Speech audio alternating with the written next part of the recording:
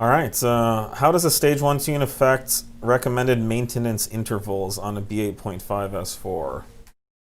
Shouldn't really have much of an effect on think it those. I would, mean, yeah. as long as you're using like good quality oil, that's really the only Yeah. additional thing I can think about. It's, Oil change intervals, like, they're kind of up to each person's discretion.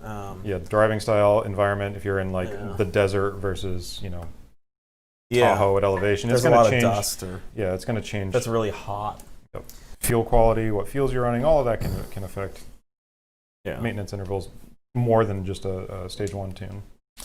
Yeah, so I mean, I don't know. I mean, if I was just gonna pull something out of my keister, I would say change your oil, 20% sooner, something like that. Just if you really want, if you're really hammering on it, be safe with it. Yeah. But generally speaking, none of our Stage 1 tunes are gonna affect the quality.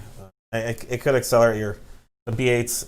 Don't have the best high flow cats from the factory. It's not really a maintenance interval, but it is a consideration. That could be accelerated those slightly. Kind of kick the bucket earlier than any other application nowadays. Really, a long time.